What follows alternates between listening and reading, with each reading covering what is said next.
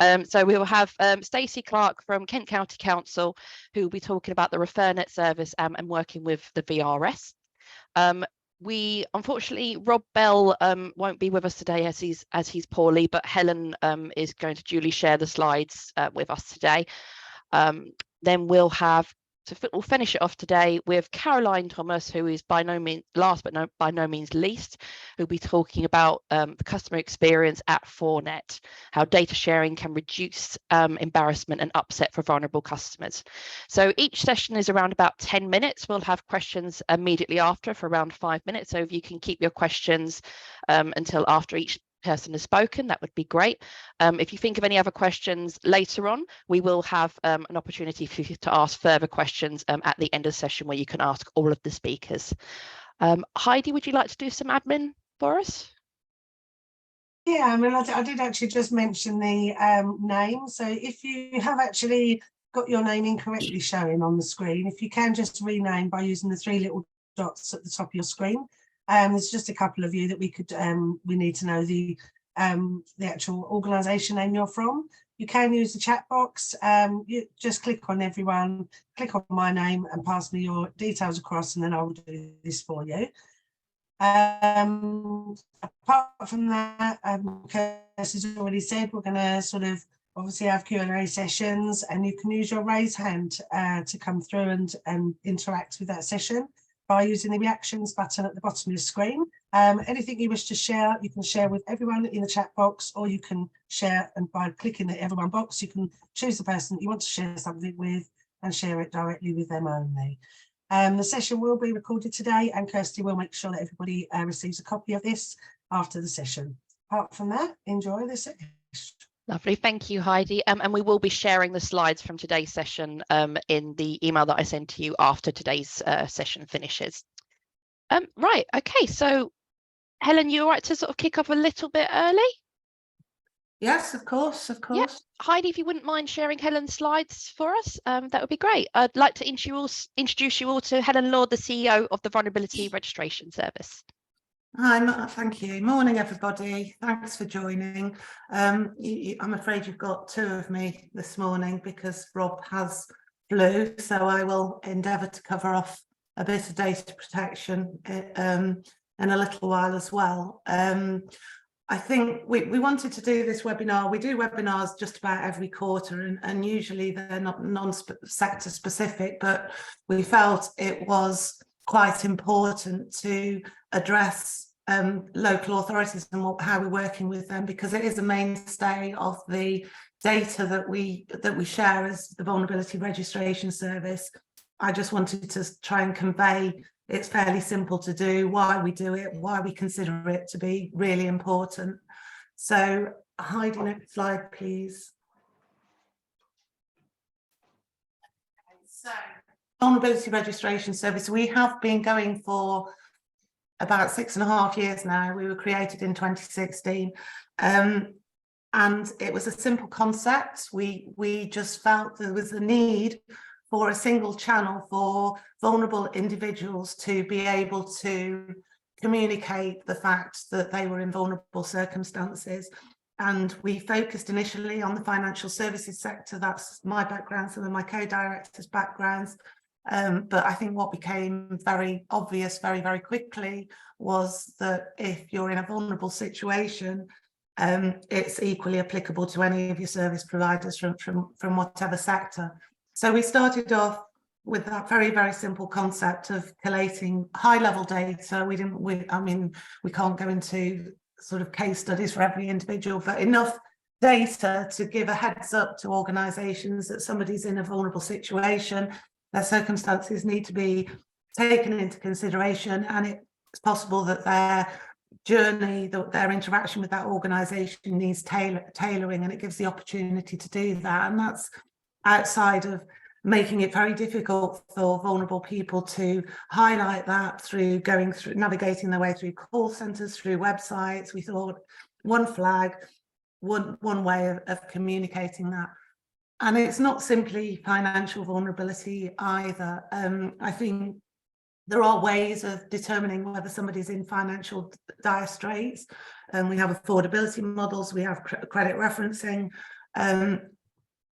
But we've only ever really looked at that out of context. What we've tried to do is marry that up with circumstantial vulnerability so that you can see some context around why individuals are vulnerable. So our data does highlight when people are in financial hardship, but it also highlights when they have health issues or they have life events, or they're at risk of coercion. And so you get a fuller picture, and often those things go hand in hand. We know that financial vulnerability is very often coupled with mental health. One impacts on the other and vice versa.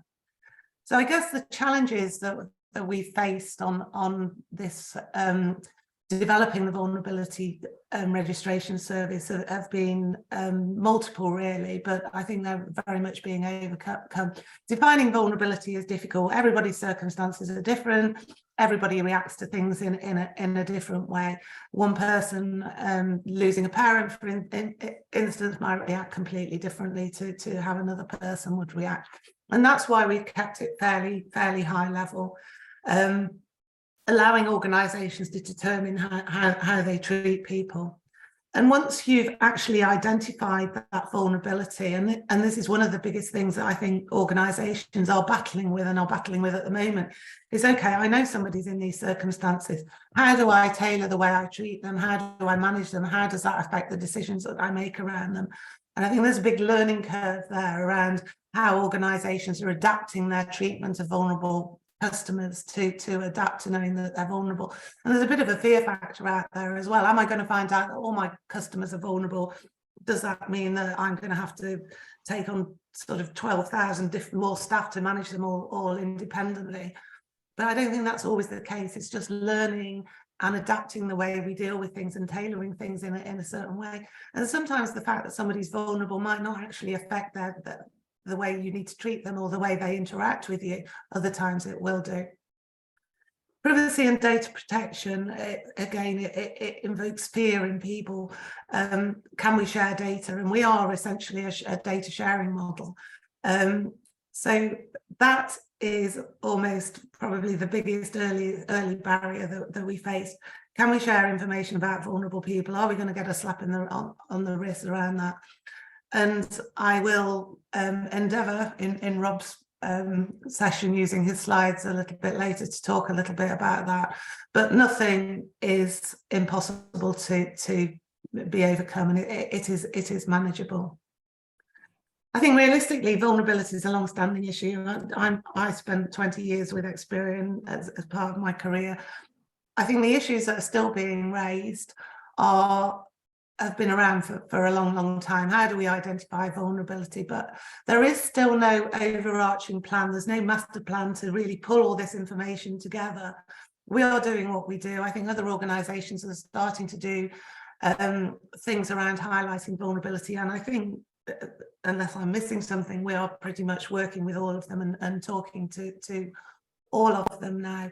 But there isn't really any sort of government body or anything sitting there saying, right, this is how we're going to address vulnerability in the UK.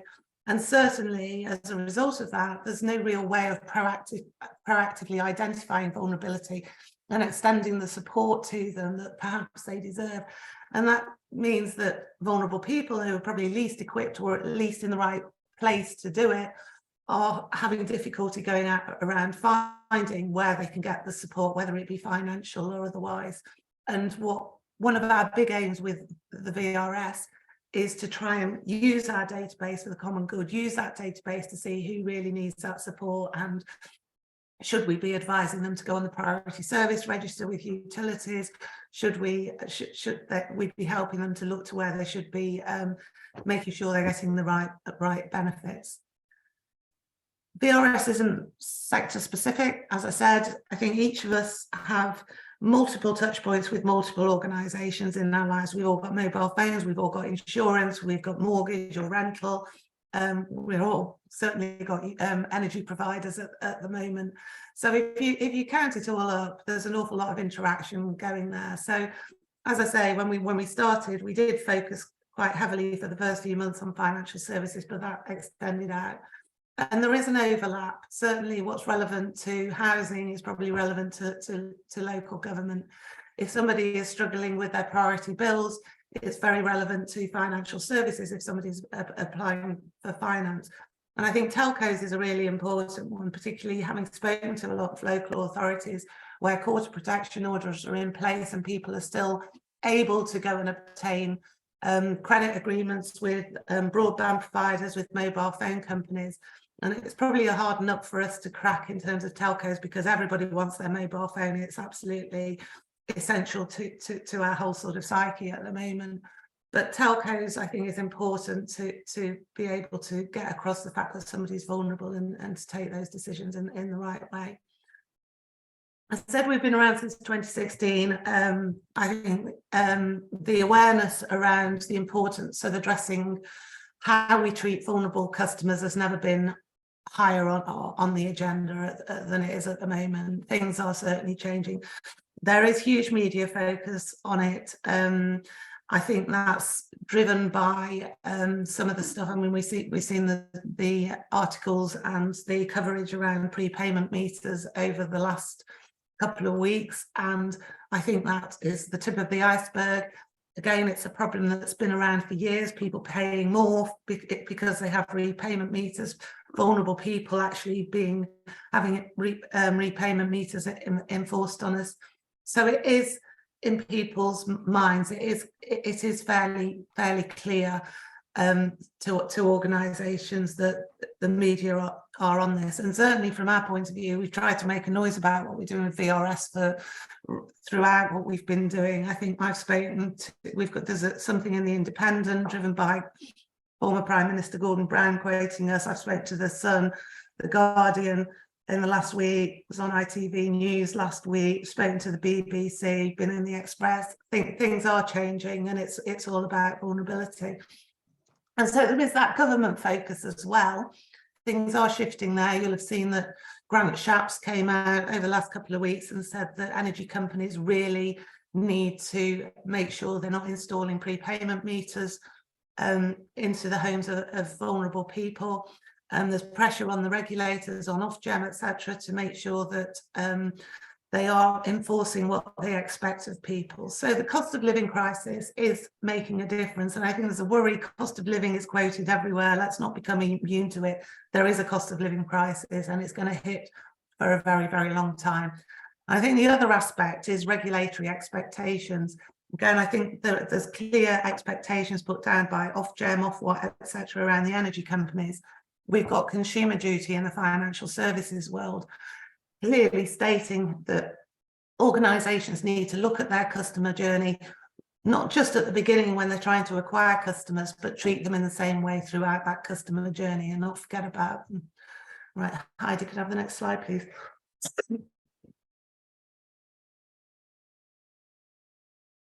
Thank you. This is just to try and show how our data sharing model works, really. We get data directly from consumers. An individual can self-register with us. We can't go around and check that they're vulnerable, but we do make sure that they are who they say they are. We do contact them on a regular basis to ensure that they know that they're still on our register. So it's driven by explicit consent. So individuals can come to us, register directly. Equally, if there's a power of attorney in place, then you can register that individual and we will validate that power of attorney. And I think that's a way of highlighting vulnerability that has not really been done before. I think it's starting to now, but if anybody's tried to deal with a service provider on somebody else's behalf, typically it is very difficult to do. We get a lot of organisations signposting to us through their websites, highlighting the fact that we exist. Obviously, press media is very helpful, social media, but charities, issue resolution companies when people are dealing with a complaint. We get a lot of traffic that way. So those are some examples. All the service providers that we work with, and as I say, we are working cross-sector. Any organisation that is using our data and searching our data can equally provide us with information. Any data coming into us, obviously, we don't charge for. VRS is a not-for-profit organisation. So any data coming in, any individual flagging to a service provider that they're in a vulnerable situation, then they can share that data with us as long as they go through the right security and privacy hoops, if you like. So it's a big world out there. There's a huge amount of organisations that are dealing with people on a day-to-day basis. We are still a growing database, very much so, which is why it's integral to us. I think that we work with local authorities and others to try and build that database. But I've always been very keen to work with the energy companies around priority service register data. I don't believe a lot of people are aware that the priority service register exists. Still, it's not shared amongst energy companies. It's not shared between gas, to electricity, to water, and vice versa. It's not shared when organisations switch. There's about 3 million people recorded on that. You only have to really look at how many millions are in the ageing population to know that that's not got huge coverage. But again, I'd like to sort of start to pull on those areas of data sharing as well. So quarter protection data. When we started off, we were very keen to work with local authorities. Quarter protection data, whereby you are managing an individual's finances on their behalf because they don't necessarily have the mental capacity to manage that. We think it's essential that that data is shared. We think it's essential that those individuals are highlighted to financial organisations, that they are not given credit facilities when they shouldn't be, that they should be managed in the right way. The reality of what we're doing is we are going from each local authority one by one to try and say, hence today, to say, please share your data with us. You have the authority to do that. It is only going to be for the individual's good. It might prevent them becoming more seriously indebted, and hopefully it will enable us to extend more support to them in the long run. So I'll talk a little bit about how we do that, but we have a number of local authorities on board. SIFAS, the Fraud Prevention Agency, started to do a little bit of this a few years ago. They had a service called Protecting the Vulnerable, and they were working with local authorities. They put that out to tender basically because they didn't support their focus on fraud. So we took over that. But again, we have to work with local authority by local authority.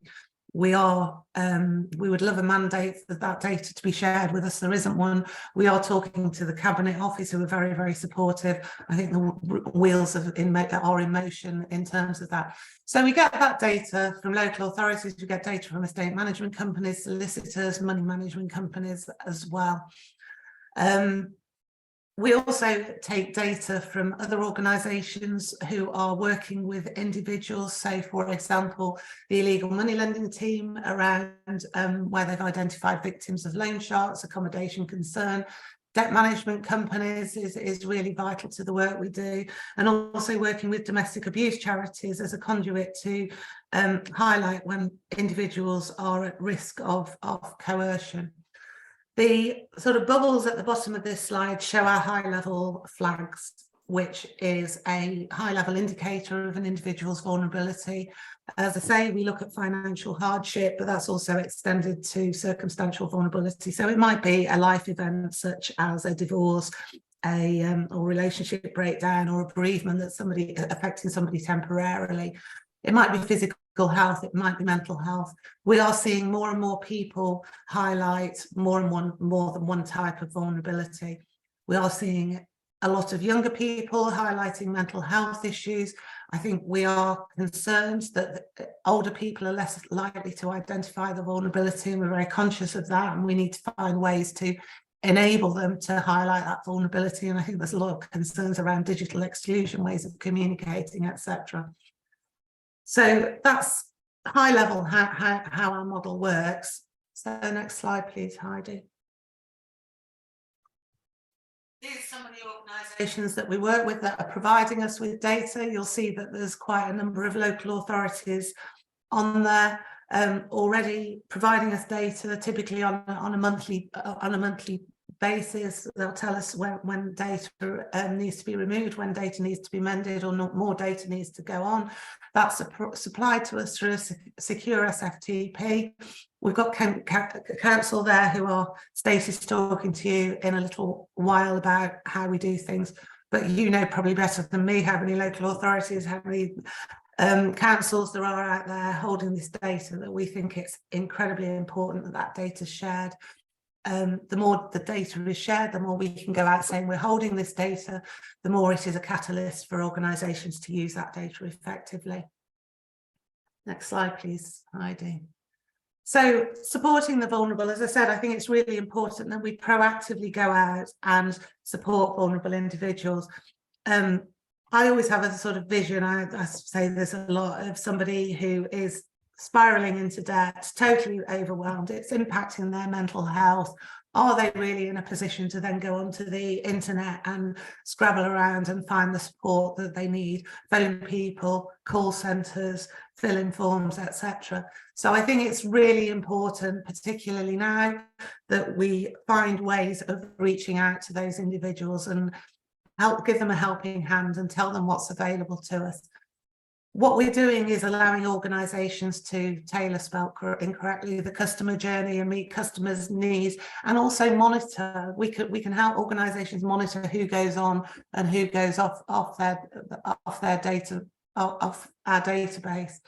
We can allow context to be given to financial hardship. So as I say, it's not just about seeing that somebody has a county court judgment. It's not just about seeing that somebody's defaulted on payments. There may be reasons around that. There might be temporary reasons. There might be things that are going to change. So all those things need to be looked at. We're hoping that by doing what we're doing, we can provide an additional safety net for individuals. There's a lot of high-cost short-term lenders went out of business a few years ago on the back of Financial Conduct Authority pressures, some quite rightly, but what that means is there's a bit of a gap now for people to get traditional credit lines of credit, and that puts them at the risk of falling into the hands of unregulated credit. So we're hoping that we can highlight where that's potentially the case and give people the extra bit of support. We can also flag up that individuals might need to be declined for credit. They shouldn't necessarily be extended credit lines, and we do get that a lot from local authorities with court of protection orders. So it flags up straight away that somebody shouldn't be provided credit. I've touched on carers. I'm hoping that certainly we provide an option for carers. Power of attorney, even if there's one in place, is very difficult to get organisations to take into consideration. You often need to provide it. I've gone down the route. I have one over my mother. I've gone down the route where I've provided it, sent it in, then been told, well, look, that's not good enough. You need to fill in our specific form about power of attorney. We want to provide an option for carers to highlight the people that they care for being vulnerable. And also carers themselves are often in very, very vulnerable positions just by the nature of what we're doing. And as I say, provide a hub for organisations to proactively identify vulnerability and provide a one-stop shop, if you like, for additional services. At the moment, we're doing a pilot with an organisation called Healthy Home Solutions that's sponsored by Cadent Gas, and we're hoping that's going to be extended out to the gas networks to focus on the people that are registered with us and broaden it out to look at the demographic of the people that are registered with us, to tell them that they might be entitled to be on the priority service register with utilities and get the support from them, to say that they might want to be on the telephone preference service, that they might be entitled, they should be looking at carbon monoxide monitors, they should be free, they should full first-time central heating, looking at benefits, what benefits they're entitled to, free water saving kits, and looking at broadband social tariffs. So that's our first real big foray into targeting vulnerable people and looking at what we can actually help them with proactively. Okay, Heidi. So us working with local government, really, it is tried and tested. We've been doing this for quite a while now. It's not just court of protection orders. I know you work with vulnerable people in lots of different ways. There are ways of data sharing, and I'll cover off the data protection bit in a little while the best I can, but there are other ways of sharing data, certainly if you've got explicit consent. So please talk to us about sharing data if you're not doing that already. We can alert you if you've got those individuals on our database, if they then go on to apply for credit with anybody that uses us. Now, we don't have full coverage yet, but obviously the more data we're holding, the more data that the more response and the more justification we've got for organisations using us. It gives you the opportunity to identify vulnerabilities in individuals where you don't know about it. We have got our data being used for helping to manage council tax arrears and housing. Implementation is simple, it's quick. We have a supplier agreement, it's robust, it's easy to sign. We have jumped through the compliance hoops with many different local authorities already. I know I make that sound very simple, and I know it's not, but it's not as difficult as it might sound. Data's loaded through a secure SFTP. Again, it's very, very simple. We have covered every security aspect, every data protection aspect. We've got ISO certification, all the rest of that. And the other thing that we are doing is we are working with many organisations to ensure that data is distributed as widely as possible. So we're working with credit reference agencies, we're working with people who provide collection solutions, and in the insurance world, in the online gambling world, we've got data going out to utilities now. So the coverage is extending. I'm going to pass over to Darren Couch just for a moment to cover off a slide in a second to talk a little bit about how this data is actually being used in earnest through Ascendant Solutions. Ascendant work with local authorities and they consume our data and get it out. And I just say finally, before I pass over to Darren, that sharing data with us, if you're not already doing that, is a real catalyst for change. If we can increasingly go out there and say, we have got the majority of local authorities sharing their border protection data with us, how can you as a service provider justify not using it? So I'll just, on the next slide, please, Heidi, I'll just pass over to Darren if he's around. Thanks, Helen. I think everybody can hear me, I hope. If Kirsty will just smile a bit more than this is doing, then I've got it. Yeah, we can hear you. It's all good. Okay, fabulous. Okay. Yeah, thanks, Helen, and thanks for this opportunity. I think from our point of view, what I think I was introduced to the VRS by Malk, Money Advice Liaison Group, many years ago. I think we're in our third year, our relationship. We act as if you like a data provider in the public sector, and I think Bob kindly spoke at one of our exec meetings in Leeds a few weeks ago, and I think Bob will hopefully will confirm that councils, local authorities are doing much more now. Certainly our clients that can demonstrate what they are doing to address vulnerable customers. It doesn't all go down the sausage machine and into enforcement. Trust me, it doesn't. Certainly, I can speak for the many clients that use our data. It doesn't go down that way, and the way that they're restructuring, making subtle changes to the way that they obviously reach out to customers. So one of the key things that we did many years ago was look at the TransUnion data, the exempt data, which is effectively the credit file. It can only be used for the collection of tax or suspicion of fraud. What we've done over the years is we've honed this data with a unique algorithm that my development team have put together. 6 years worth of data looking back historically of that person's credit file and the ups and downs of the if you like, their credit heartbeat. But what we do is we take a 4 months snapshot of because we've proven that within 4 months we can see that things are starting to decline, stay level, or maybe go on the up. Okay, because not everybody is actually struggling. Okay, we then look at the segmentation part of it, and the priority and non-priority segmentation takes place behind the scenes. So we're delivering our if you like, an electronic outcome to the councils with other data sets that I'm going to talk around what we've blended in over the last 3 years. Okay, we then confirming that the person is the person that we're trying to contact. Many times that it is not the person, it could be a different person that's moved into the property, and of course creating other challenges. We're obviously part of the checks are addressing that the address is verified and it is a true address, where the postman's actually delivering mail.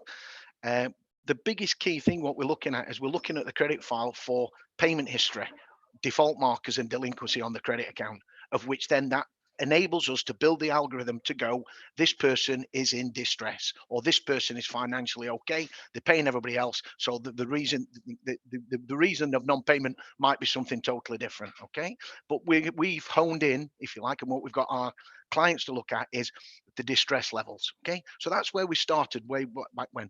We then introduced the VRS flag, so all real time. This is not an overnight file transfer. This is real time. You could be on the phone to me. We would key the information into to our system, and our system, in the blink of an eye, would have all this information back, along with a VRS flag. And if the VRS flag is in our system, again, we look at it from a triage point of view. Is this person, have they grazed the knee, or do they need open heart surgery? So what our clients do then is move that case into a specialist team, a welfare team, a hardship team, and they will deal with that customer. That. We then went a little bit further last year, which won us an award at the Institute, the IRRV, for innovation with the council, at Walsall Council.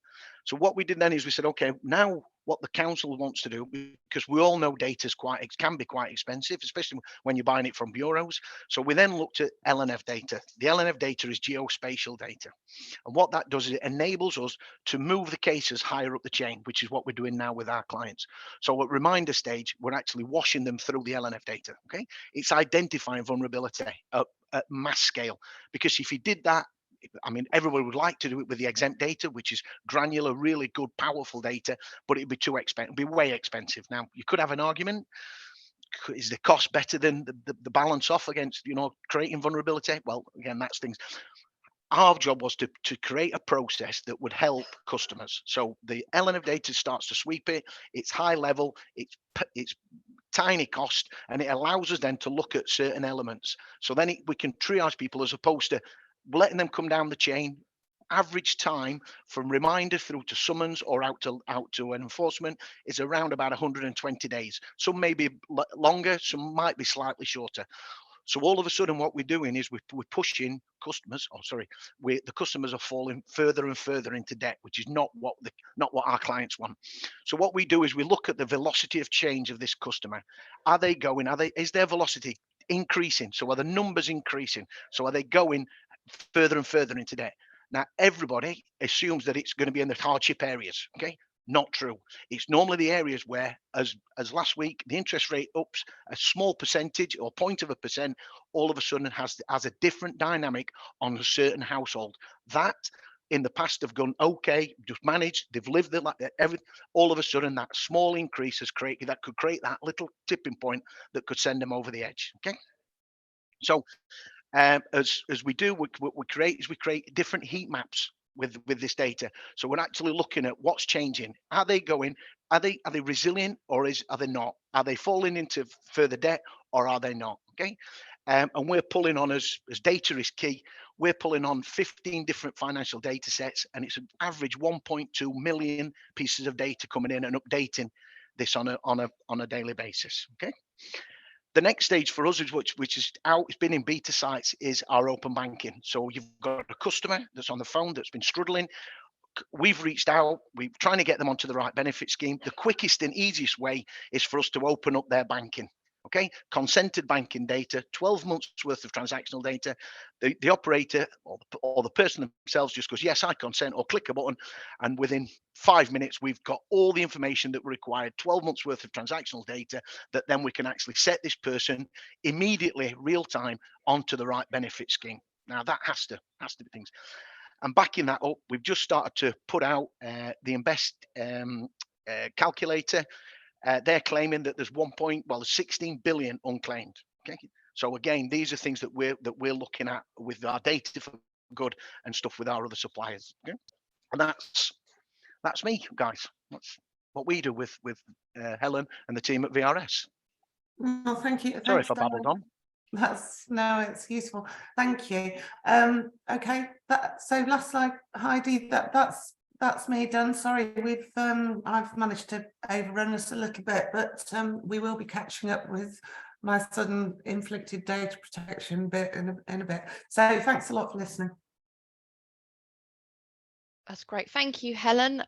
So we've got a couple of questions come through from N. Sutherland. Does this service apply to Scotland too, Helen? Yeah, we are UK based, so I'm very, very keen to work in terms of collating data in Scotland. We do have a bit of a sort of condensed area of registrations actually in the Motherwell area, but yeah, I'm keen to broaden that out, so any conversations there would be gratefully received. Fabulous. We've got one more from Matt Liggins from Kent County Council. What lawful basis or bases tend to be relied on when sharing the data? Okay, well, probably I'll hopefully cover that off as best I can, Matt, when I do the next bit. So. Okay, so we'll see if we've got anyone else that likes to ask a question. If anybody doesn't want to ask a question in the chat so everybody can see, you're more than welcome to message me privately. That's absolutely fine, and I'll read that out. Or if anybody wants to either raise a hand virtually on the screen, at the bottom of your screen there is a field that says reactions. If you tap on that, you'll be able to give us a little hand up so you ask questions. Any more? Nope. Okay, well, as we're sort of running into time already, it just shows how passionate we are about the VRS and sharing data. Stacey, are you okay, ready to go? Yeah, just share my screen. Absolutely. Make sure I get the right one. Oh, God.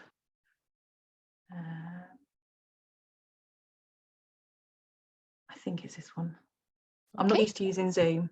No, that's absolutely fine. Yeah, there's loads of different formats that we've got going at the moment, isn't there? Is that it? Have you got it? Yep, that's on the screen. Well done. Awesome. Lovely. Okay. And you can hear me. That's good. Yep, good we can hear you.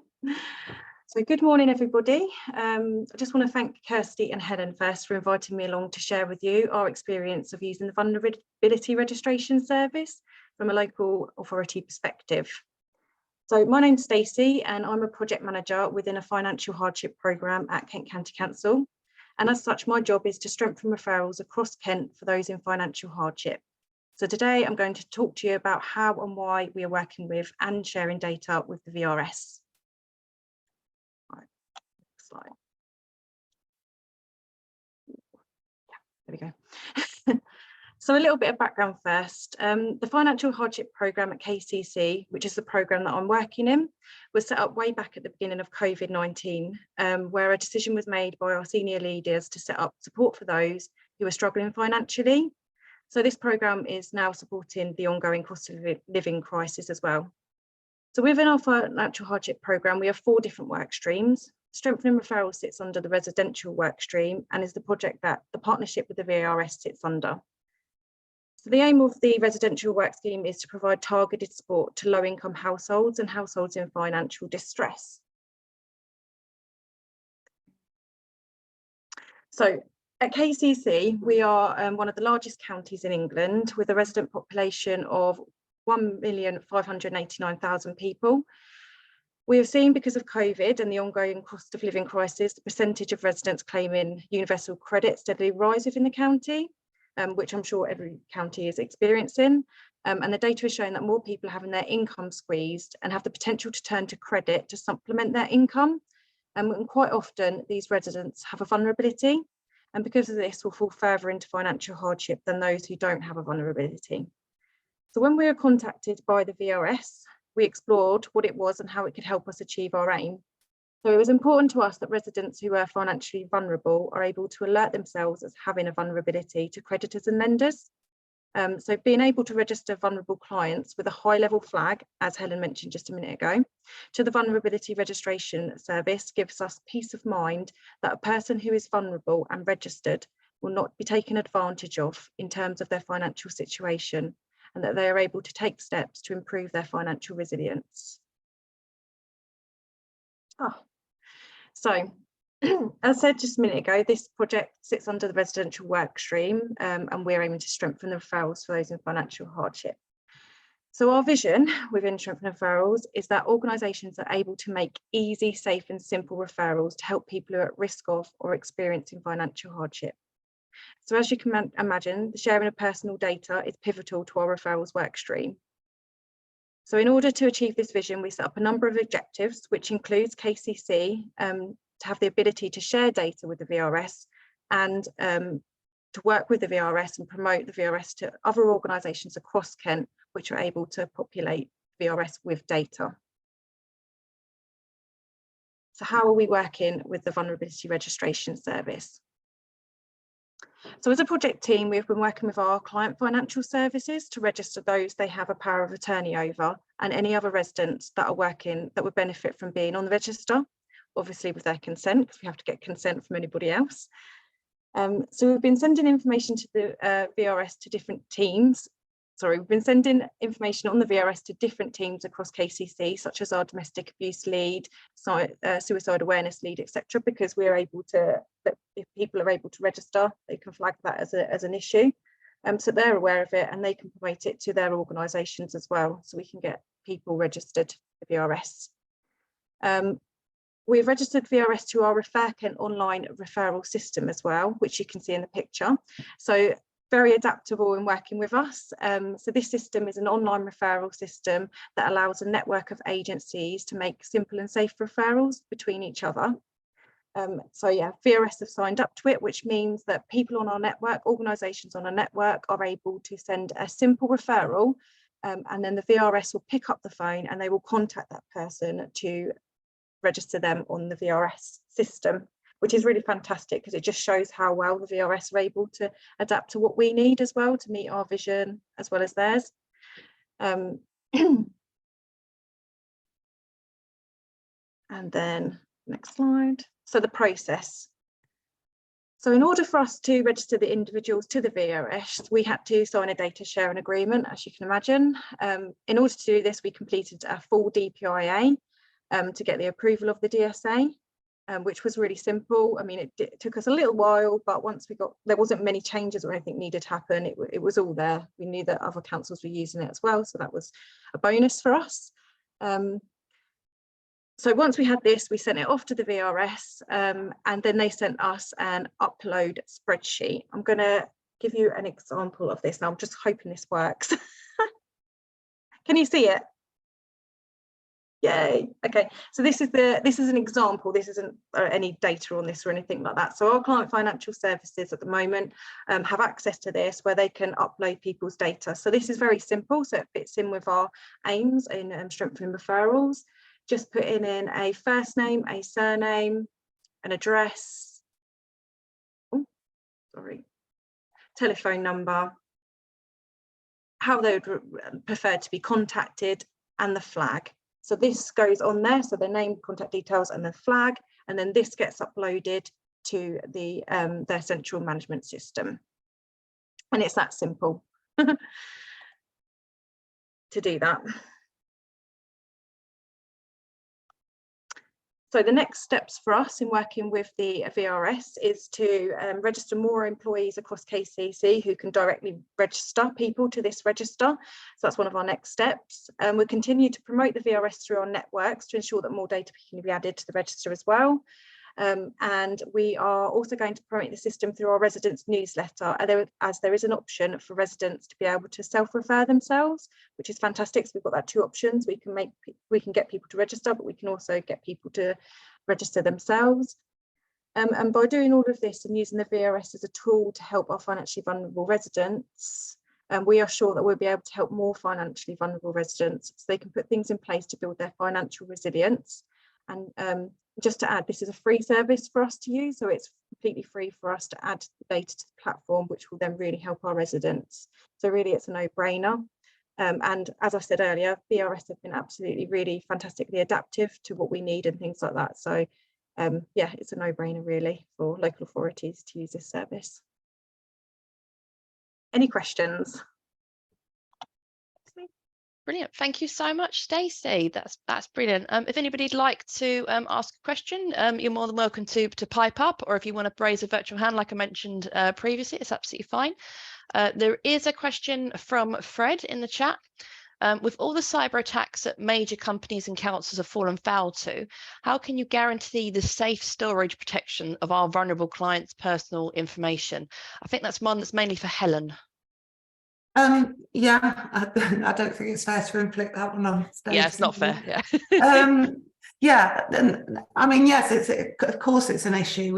I mean, one of the first things that we were aware of when we were setting up the database was, you know, data breaches, etc. I mean, our data, firstly, is no more vulnerable than, to use the word, than anybody else's. We hold high-level information. I suppose where we do stray into something more is we do hold those high-level flags, which would be categorised as special categories of data, and there are a few of those. But it is very high-level information. We have all the security around our data that you would expect. We've gone through due diligence with plenty of organisations, huge organisations, and we've met that. We are ISO regulated.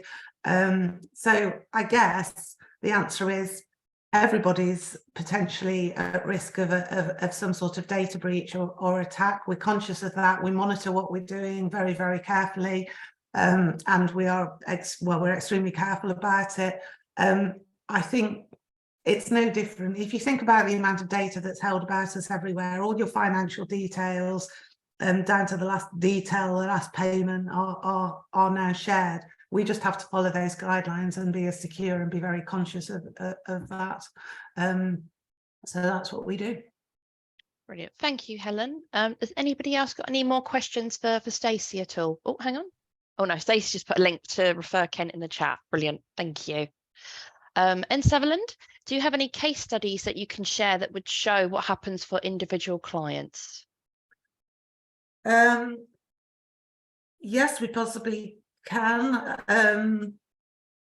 I mean, I guess that we've got examples of, I mean, but they're typically, the case studies are where things have gone wrong, where people haven't been registered with us, to be honest, whereby court of protection order, an end organisation isn't actually using the VRS and therefore granted credit or extended lending when they shouldn't have done and not been aware of it. But certainly we'll share as much as we can. I have case studies, yeah. Thank you, Helen. Any other questions at all before we move on to Rob's presentation? Oh, does the VRS prevent people from accessing credit? Again, from N. Sutherland. Yeah, so when I mentioned it in my presentation earlier, we do have the option for individuals themselves or an organisation that has the authority on acting on their behalf to flag up that somebody should be declined credit. So there's two sides to this coin. Some people shouldn't be extended credit, but equally we need to ensure that people aren't excluded from credit just because they're vulnerable. And again, we've got audits, monitoring, etc. in place to ensure that the data is not misused in that way. Is it all right to just speak? Absolutely. Is it all right? Because that would be a worry that people would be excluded just on somebody's say so. That would worry me a wee bit, because what alternatives do people have? Because sometimes, although credit's maybe not desirable, it might be the only option. Yeah, it is absolutely, and we're absolutely set up to ensure that the data contractually, legally, isn't used as a screening to automatically decline people. So where they do opt, it is or somebody who has the full authority to be declined credit, but it's equally as important to flag up that this database is used to enable organisations to treat individuals in the right way and not automatically decline them. Again, the same with a cyber attack, I guess, or a data breach. I can't guarantee that there aren't people out there who will do things that they shouldn't do illegally, but it's, yeah. Thank you. Thanks. Okay, great. Thank you very much for that. I think what we'll do is we'll crack on to the next session. Heidi, if you're able to share Rob's slides for us, and Helen, if you're okay to have a read through with them, please do bear with us. Obviously, these are not our slides, as Rob is unfortunately off sick today, but we're going to do the best that we can to present the information that he's provided us today. Helen. over to you. Okay, sorry if this is the Helen Lord show a little bit. I think what Stacey just covered off actually was has taken a bit of a weight off me, in that she's explained how it works far better than I could, because I don't work in that environment, and I think it's made it quite clear the sort of hoops that she's gone through, but how she's actually made it work. So I'll cover Rob's slides off. GDPR, General Data Protection Regulation, came in May 2018. It was a few years coming in, lots of talk about it, and I think it frightened a lot of organisations. It shifted data protection from sitting in a compliance team, often in in information security, right up onto the board agenda, and it took the world by storm in a lot of ways. So it is frightening, and I think the reason it was frightening was because there were big fines involved for the first time. Before that, you'd probably get named and shamed by the Information Commissioner, but now there was the fines involved. There's a requirement for data protection officers to have a much more official role. They need to report directly into a senior level in an organisation. There's clear, specific time frames around all consumers' rights and responding to them. So that all came into force. Obviously, we then had Brexit, which sort of muddied the waters a little bit, but we do have data protection law. It is entirely compatible with with GDPR. But I think what's important is nothing has actually changed that much. It's more clearly defined. We've had data protection laws since 1984. And we've always had to be cognizant, aware of how we are treating individuals' data and being careful with it and respecting people's privacy. It's a safeguard. It's not there to stop us doing business. And I think there's some very, very frightening stories going over years about how data protection has been misused. I mean, the one that always struck me, and going back some years now, was around the Soane case in the early 2000s, I believe it was, where Holly Wells and Jessica Chapman were murdered in Soane. And one of the things that happened there, because of data protection, was that I believe it was Humberside Police felt unable to share Ian Huntley's records with Suffolk Police, and he became a caretaker in that school, and we sadly know the rest. There are cases where data protection is used as an excuse. And I mentioned the Priority Service Register with energy companies. One of the challenges that I've had thrown back at me many terms is we can't do this because of data protection. Well, data protection is there to protect people. It's not there to work against them. And I think with something like the Priority Service Register, it's far more important to understand your customers and treat them in the right way. It's important to know that perhaps they're elderly. If you don't already have their date of birth on record, you jolly well should have, because that is a darn sight less intrusive than going in to an elderly person's house and installing a repayment meter. So we need to use data protection in the right way. Next slide, please, Heidi. So there are a few myths around data protection. It only applies to companies in the EU. I mean, really, data protection is international. There are data protection laws throughout the world that are based upon what we've had in the UK, in Europe. And where there is safeguarding, the safe harbour. I think that's been replaced now. This is where I sort of feel a little bit out of date.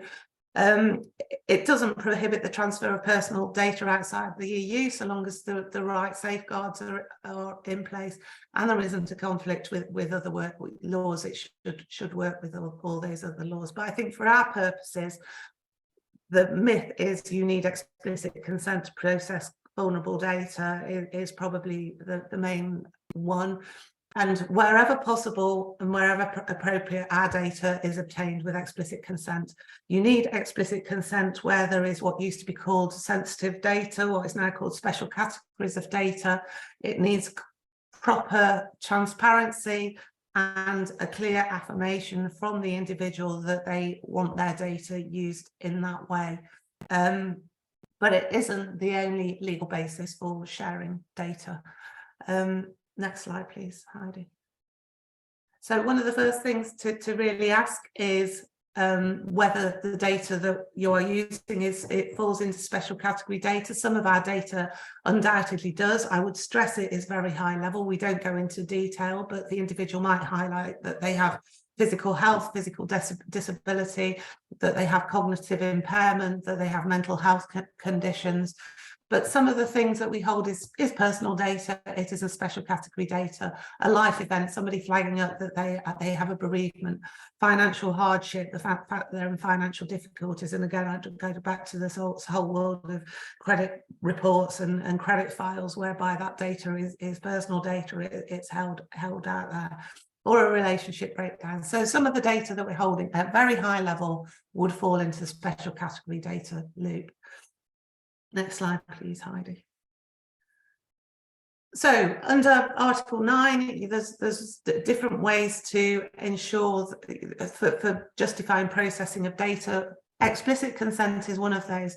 And just to go back to the court of protection area, where you are holding that data, where there's court of protection in place, you have the authority to act on that individual's behalf, and you are essentially the one giving the explicit consent on that individual's behalf. That is absolutely fine. There are other areas where data can be shared that fall out of explicit consent, and you'll see that the whole marketing world was very restricted in terms of what they can do around sharing data, and particularly when GDPR came in. They have been encouraged to rely on legitimate interests, as have the energy world directly from the Information Commissioner's Office, because I've seen the letter and the advice. But there are other areas when you can share data: social security, employment, vital interest, which is essentially life and death, where an individual has voluntarily made their own personal data public, put it out in the public domain, where there's a requirement for an active legal claim, so there is a legal case being gone through, or where there is substantial public interest. So again, Heidi, next slide. So substantial public interest covers economic well-being, and this is really where it's important to us, I guess. If explicit consent can't be gained, then there is a justification for sharing it for economic well-being of an individual. And I suppose an example of that would be, and I don't think there's anybody from the illegal money lending team on today, and they typically get explicit consent anyway, but where somebody perhaps has fallen into the hands of a loan shark, they are being exploited, they are being coerced, it may be in their interest to share data with us. So there are ways of sharing data through legitimate interest where explicit consent can't be obtained. But if you look at the next slide, please, Heidi, it sort of outlines where you can actually do that. They can be used in the following three situations: where the individual is unable to give their consent. You should go down, you can't choose to go down that route, this route, if you can get consent, and everything should be as transparent as possible in that world. If the data controller cannot reasonably be expected to get to obtain consent, or obtaining consent would expose the customer to harm to their economic well-being. So you can't try and gain explicit consent first, and then somebody says, no, I don't want that, and then share it. And it also needs to be, there needs to be careful safeguards in place.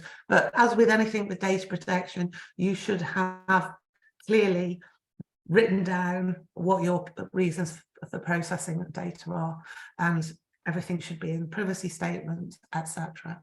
But a lot of the time, explicit consent is fine and it can be gained. And a person sticking their hand up and saying, I'd like this data shared with my service providers, or somebody in the position where they are acting on their behalf, can actually go down that route.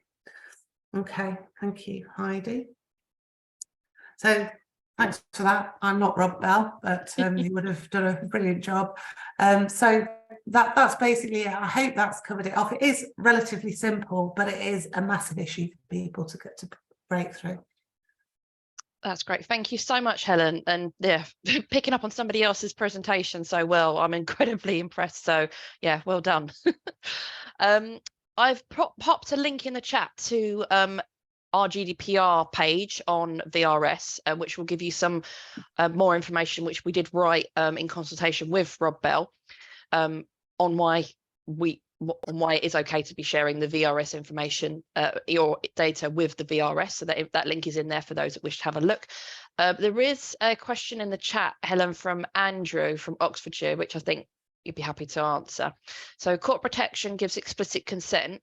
Would acting as someone's appointee give the same explicit consent? And I don't fully know the answer. Okay, sorry. So as you say, court of protection does. We do obtain data. I know where somebody is an appointee. I'm not 100% sure how much consent is relied on there, whether it's done in discussion with the individual or not. So I can't give you a definitive answer to that. I will come back to you. And by the way, Matt asked those questions earlier. Hopefully I sort of went some way to answering those. Brilliant. Thank you so much, Helen. And yeah, well done again. Okay, Caroline, are you ready to go? I am. Right. I'd like to introduce you to Caroline Thomas from Forenet. Thank you. Right. Let's see if I can break the Zoom. Can you see? Yeah, you're on the screen. We've got a hummingbird on the screen. That's good. I have pressed share, so hopefully at some point there we go. Yeah, you see? Yeah, that's the one. Super. Thank you. Thanks, Kirsty. Thanks everyone else that's gone before. So yes, Caroline Thomas. We are predominantly known as being a technology company. So there might be people wondering exactly why we're here today. We now have a very much needed and very much kind of wanted for some time CX function within our business. So that explains kind of why I'm here. Just as well to touch on it, our clients, we do cover local government, we cover housing, we cover charities, so Alzheimer's, step change. We cut across all of these different parts, as well as the utility sector and other conversations as well with our clients. So again, I just wanted to bring that to your attentions today, just so that you understand that we have a foot in quite a lot of these different environments, and certainly understand the challenging conversations that are going on. I think some figures we've already talked, haven't we? You know, Helen, you set the scene at the start. I don't want to say very nicely, because it's not nice, is it? The thought of what's happening out there in the world. Half of our adult population have at least 1 in 4 vulnerability characteristics. So, you know, what Helen was saying there about things might move, things might change, but people have at least one of these characteristics. Financial resilience is the key, with no surprise, you know, because of COVID, and then everything that's happening with energy prices and everything else within the economy. The other challenge here, though, is around people actually not wanting and not feeling that they can share that with providers. I think, you know, my title here today was talking about how to prevent the embarrassment, how to prevent the upset. We're in a position where we have a pandemic that hit, we had the cost of living crisis that hit. We've then got people who probably were happily making payment arrangements, people who already had accommodations made for any vulnerability they may have had, that was just all thrown up in the air. You've then got people who have never been in debt before, facing financial hardship, facing budgeting problems. You've then got them trying to work out how to navigate through that with businesses, because they've never had to do it. And then the fact that they might not only have to say it once, they might have to say it again and again and again to many different providers for many different reasons. I think this stat, when I wrote this down, I checked it about 97 times because it's quite frightening. So today there will be 25 million conversations happening within our contact centres. 25 million. That's a lot of conversations. That's a lot of things going on. But if we go back to those figures at the start, that means that half of these calls potentially are from customers who have at least one vulnerability characteristic, accepting that they might be ringing their gas company, their water company, their mobile phone company. You know, it could be one customer ringing 5, 6, 7 different companies to update them with some information at any one time. But if we think about why we're all here today and sharing the information and making sure we can get it out there, that is potentially 12 million opportunities for us to find out about a vulnerability, find out how that person needs to be supported, and then put into play the ways that we can do that. So I don't know if that figure surprises anybody, but it certainly surprised me. So how do we support these customers? There's clearly a gap. Hopefully my little exclamation mark here makes it relatively obvious that this is the bit that's missing here. So we can have everything we need. We can use technology to identify. We can give agents on the phones all the training they need, all the support that they can need, anything that they need outside of that. We can take whatever action we want that's appropriate, and you know, you guys will be the same across local authorities as we are across housing, energy. We will be taking action on things that are shared in the conversation in the moment by that customer with that agent. We will then have data strategies. You will have them, you know, they will be in place, but they predominantly will be based upon the data that we have available, which is quite narrow in terms of the conversations that we have had simply with those customers, those members of the public. And likewise, understanding their needs, it's difficult. You know, yes, it's important that we understand those who are, you know, talking earlier about those who are at risk of coercion, those who might end up with loan sharks, and also those who have lots going on in their, you know, personal life from a caring perspective. These things all make a difference. You know, there is a greater need for someone to have access to a mobile phone if they are running to and from with caring responsibilities for people. And recording and refreshing the data. So mentioned above, you know, yes, we can acknowledge it, but it's transient. You know, what I have today might not be a vulnerability that might affect me tomorrow. So again, you know, VRS has talked about how they make sure that this is refreshed, it's kept up to date. But at the moment, that cycle very much then has a bit of a clink at the end of it for a lot of businesses, which is we're only as good as our own data and the data that we've got. So just some examples of how currently, we talked about the technology is used to support these conversations. So within our clients and the services that we provide, we use real-time voice analytics. This is something I've been passionate about for a very long time for customer vulnerability and also for supporting agents' well-being. And I won't start banging on about that because you'll have to end the call and mute me. But that's something that is, you know, for me has always been really important. And I think as well, this is how we start to bring together technology and the data so that we can actually support those customers. Agents are very busy, you know, it's like even now I'm going, right, change slide, this is going on here, there and everywhere. Agents have a lot to be thinking about and a lot to be doing, a lot of process, a lot of compliance, and helping them to be able to identify a vulnerability and be able to go back to it at an appropriate time is really key. You know, if you're in the middle of a script, the last thing you want to do is be stopping and going, oh, you suddenly said that, you've just lost your job. So from that perspective, again, it's let's start thinking about how we can start tying these different things in together. The other side of this then, I was watching a session from Step Change the other day, so of course we're all familiar with them.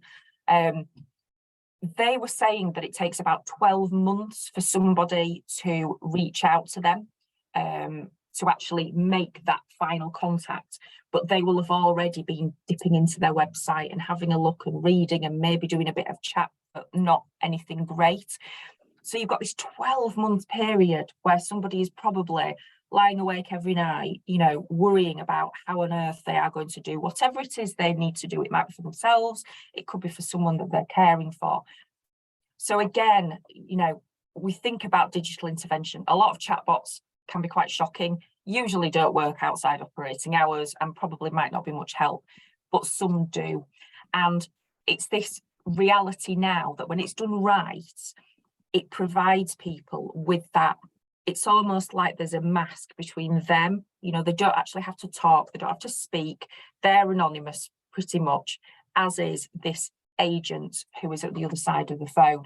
So I think that's another important thing for us to think about in terms of how we want to start capturing this information, because if you are embarrassed, ashamed, concerned about what people might think, worried about having to tell everybody 10 times, the idea of being able to do that in a more digital way, but sensitively, is absolutely critical. Just some interesting stats. Sorry, I love my stats. This was quite interesting. So again, bit of research from the CCMA. We've got here just short of 70% of people would happily go onto a database if they were facing hardship. Now, as you can see from here, we're talking about permissions earlier, weren't we, and things. Predominantly, they're going, yes, I need to give you my permission. Well, of course, we wouldn't expect anything different. But I think the reality is that from a vulnerable perspective, we need to make sure that they understand, as you can see on here, you know, will it be confidential? So exactly what people have been asking questions about and what we've been saying. What are they actually going to do for me when I give them this information? You know, are they just going to write it down and do not much else? Sharing these positive experiences. So, you know, within all of our councils already and all of our housing associations, there are stories of the fact you knew this meant that, you know, you came round to fix my shower more quickly because you knew my elderly mother, you know, needed it, for example. And I think as well, there's an element about giving that confidence about the disclosure. So from a credit perspective, what's that actually going to mean and where does it go? And again, this is where the different departments within the different authorities will take that all in their own stride. I think the main barriers we've touched on, so, you know, we're talking, I can't say elderly over 55 because I'm practically falling into that category myself, but what it's saying here is the older people are, the more worried they are about privacy. You know, the youngsters less so because they've grown up, they've known nothing other than a digital world where you just put stuff in, accept cookies, do whatever else. Females are more likely to be concerned about their data being processed as well, versus males. So again, you know, just some interesting stats, and maybe interesting when the strategy is being thought about for how do we get this information. It might need to be very much tailored depending on who we're speaking to.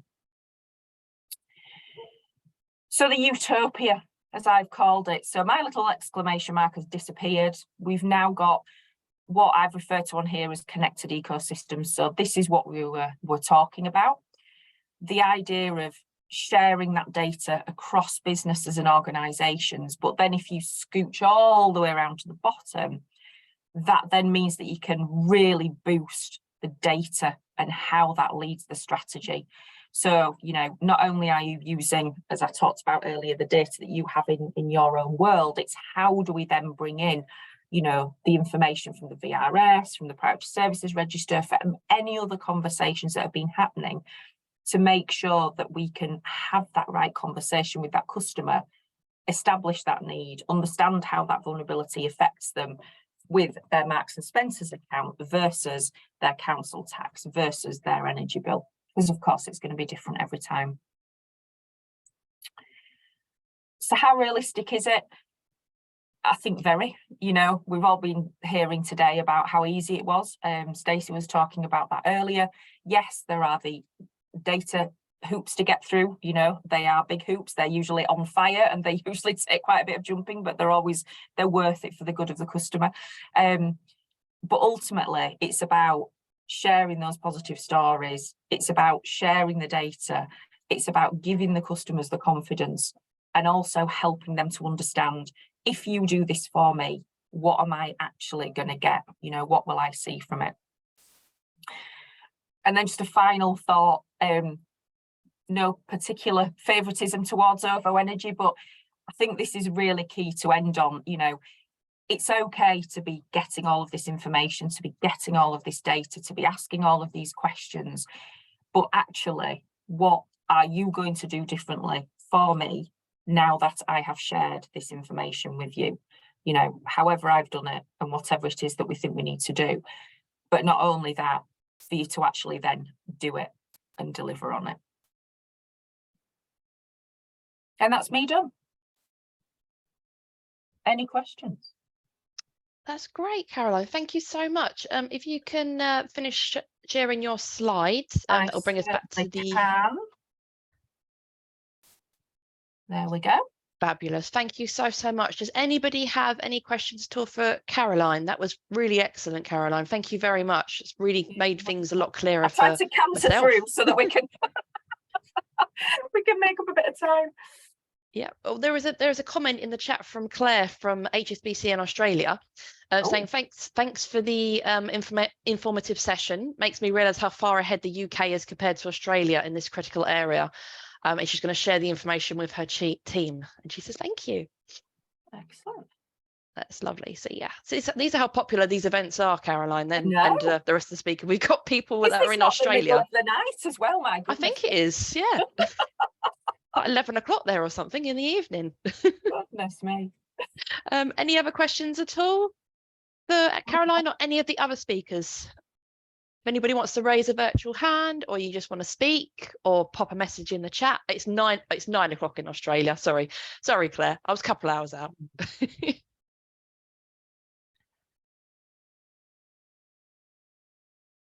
Any other questions at all? No, I just say also we've got Jane Eckford is on this call as well. Jane's on our advisory board. We do have an advisory board. As I say, we are sort of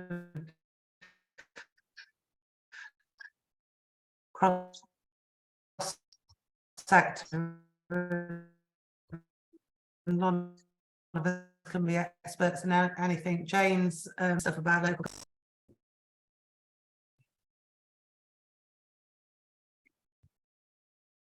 I'd like to say hello to everyone. I think my connection's dipping in and out, but the presentations have been excellent this morning.